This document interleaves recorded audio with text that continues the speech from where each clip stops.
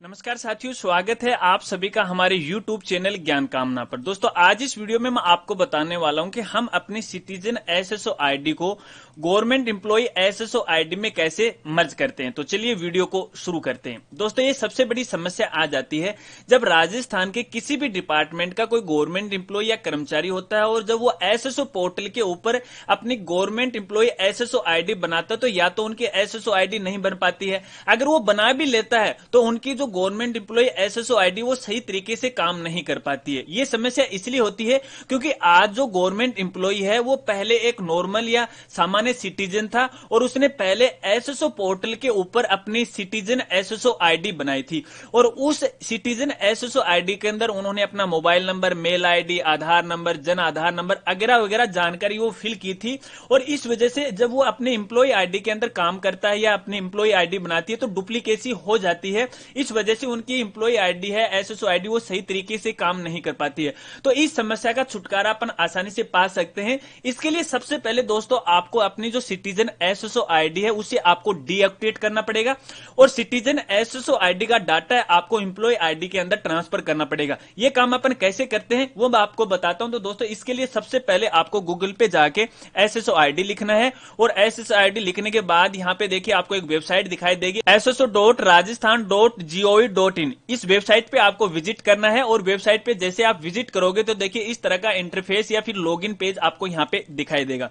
और सबसे पहले दोस्तों यहां पे लॉगिन पे आपको क्लिक कर देना है और यहां पे आपको अपनी सिटीजन एसएसओ आईडी है वो आपको यहां पे डालनी है और उसके बाद उसका जो पासवर्ड है वो आपको यहां पे डाल देना। फिर ये जो कैप्चा है आपको इस बॉक्स के अंदर है वो डाल देने। उसके बाद आपको लॉगिन पे क्लिक करना है। लॉगिन पे क्लिक करने के बाद आपकी जो एसएसओ आईडी है वो ओपन हो जाएगी और एसएसओ आईडी ओपन होने के बाद दोस्तों सबसे पहले आपको यहां पे अपने एसएसओ आईडी की जो प्रोफाइल है उसे ओपन कर लेनी है।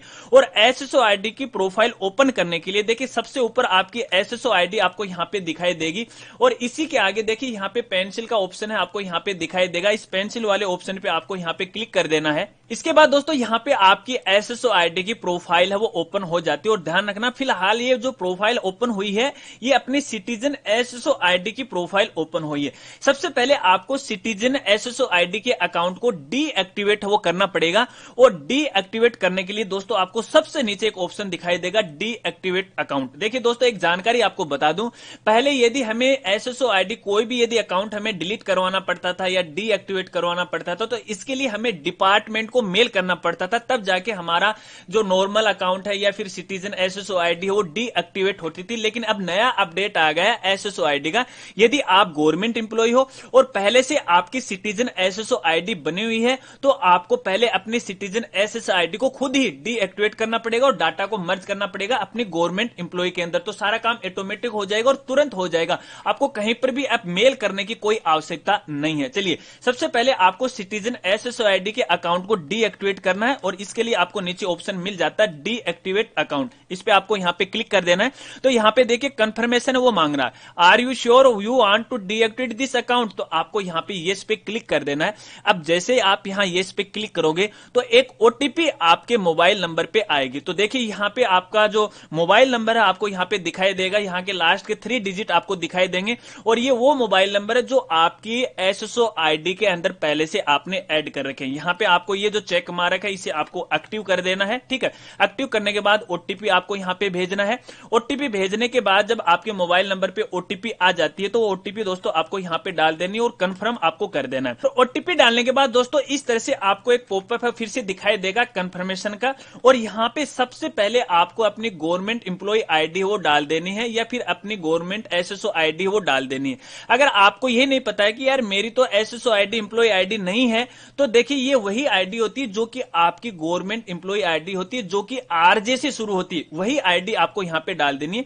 फिर इसका जो पासवर्ड है दोस्तों आपको यहां पे डालना है। अगर आपको पासवर्ड का नहीं पता है तो अपनी गवर्नमेंट एम्प्लॉय एसएसओ आईडी का जो बाय डिफॉल्ट जो पासवर्ड होता है वो आपकी खुद की जन्म तिथि होती है। फॉर एग्जांपल मान लीजिए आपकी जो जन्म तिथि है वो है 25 मई 1980, तो आपको पासवर्ड लिखना है 25/05/1980 और पासवर्ड डालने के बाद देखिए दोस्तों यहाँ पे नीचे आपको कंफर्मेशन पूछेगा और एक अलर्ट है वो आपको यहाँ पे दिखाई दिखाई देगा कि your account has been deactivated successfully. तो आपका जो अकाउंट है दोस्तों वो डीएक्टिवेट हो जाएगा और आपकी जो सिटीजन एसएसओ आईडी का जो भी डाटा है वो आपकी इंप्लॉय एसएसओ आईडी के अंदर वो ट्रांसफर हो जाएगा, कुछ ही सेकंड के अंदर है वो हो जाएगा। चलिए अब अपन यहाँ पे अपने गवर्नमेंट इंप्लॉय एसएसओ आईडी है उसको लॉगिन करते हैं और देखते हैं कि किस तरह से वहां पे जाके डाटा वो हमें अपडेट करना है। तो चलिए मैं यहाँ पे दोबारा लॉगिन वाले पेज पे आ गया हूं और यहाँ पे दोस्तों आपको अपनी जो गवर्नमेंट इंप्लॉय आईडी है वो डालनी है, क्योंकि आपकी जो एसएसओ आईडी वही होगी, ठीक है। इसके बाद पासवर्ड आपको यहाँ पे डाल देना है, ये जो कैप्चा है आपको यहाँ पे डाल देनी है। इसके बाद आपको लॉगिन पे क्लिक कर देना है। लॉगिन होने के बाद दोस्तों सबसे पहले आपकी इंप्लॉय एसएसओ आईडी का इस तरह से इंटरफेस आपको यहाँ पे दिखाई देगा और सबसे पहले आपको अपनी इंप्लॉय एसएसओ आईडी की जो प्रोफाइल है वो अपडेट करनी है। और प्रोफाइल अपडेट करने के लिए देखिए सबसे ऊपर आपको यहाँ पे अपनी इंप्लॉय आईडी वो दिखाई देगी और इसी के आगे देखिए पेंसिल का ऑप्शन आपको दिखाई देगा। इस पेंसिल वाले ऑप्शन पे आपको यहाँ पे क्लिक करना है। इसके बाद अपनी इंप्लॉय आईडी की जो प्रोफाइल है वो आपको यहाँ पे कुछ इस तरह से दिखाई देगी और यहाँ पे देखिए इस प्रोफाइल के अंदर आपका कुछ जो डाटा है जो आपने सिटीजन एसएसओ आईडी डीएक्टिवेट किया था और जिसको आपने इंप्लॉय आईडी में मर्ज किया था वहां से डाटा उठ के ऑटोमेटिक आ जाएगा। अगर मान लीजिए यहाँ पर कुछ डाटा आपको नहीं दिखाई दे रहा है या डाटा उठ के नहीं आया तो फिर वो डाटा आपको मैनुअली यहाँ पे आपको टाइप करना पड़ेगा या फिर भरना पड़ेगा। जैसे यहाँ पे आपका नाम ऑटोमेटिक आ जाएगा, जन्म तिथि वो भी आपकी ऑटोमेटिक आ जाएगी, मोबाइल नंबर है वो भी ऑटोमेटिक आ जाएगा।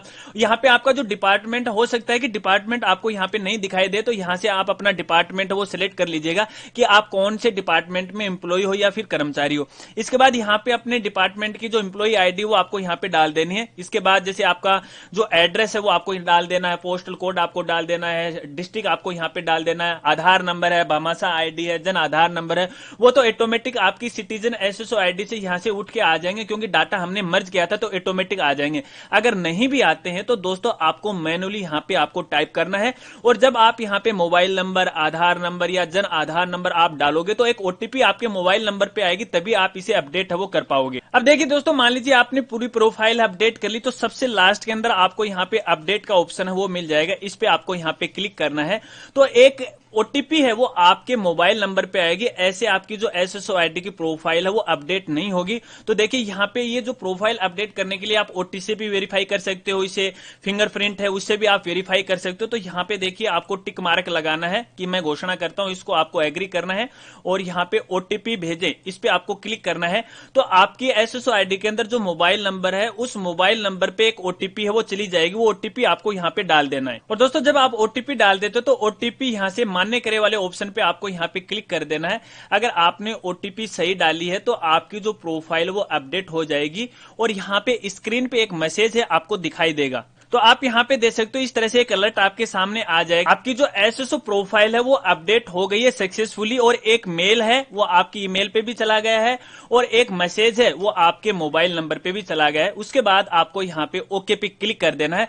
तो दोस्तों अब आपका पूरा काम कंप्लीट हो गया है, यानी आपकी जो सिटीजन एसएसओ आईडी है वो एम्प्लॉय आईडी के अंदर मर्ज हो चुकी है। अब आपको कुछ भी नहीं करना है।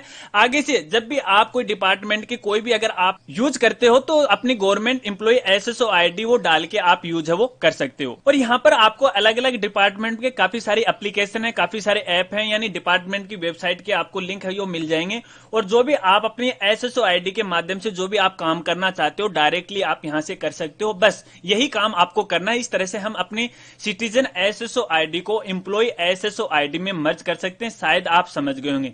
इसके अलावा दोस्तों एसएसओ आईडी को लेकर यदि आपके और भी कोई सवाल है तो आप वीडियो के नीचे कमेंट कर सकते हैं। मैं आपकी पूरी हेल्प करने की कोशिश करूंगा। और बताना आज की वीडियो आपको कैसी लगी। अगर वीडियो और जानकारी आपको अच्छी लगी हो तो यार वीडियो को लाइक करना और ज्यादा से ज्यादा इस वीडियो को शेयर कर देना। और चैनल पे नए हैं तो चैनल को सब्सक्राइब कर लेना, बेल आइकन है वो दबा लेना। तो मिलते हैं फ्रेंड्स अगली एक नई वीडियो के साथ। तब तक के लिए जय हिंद, जय भारत।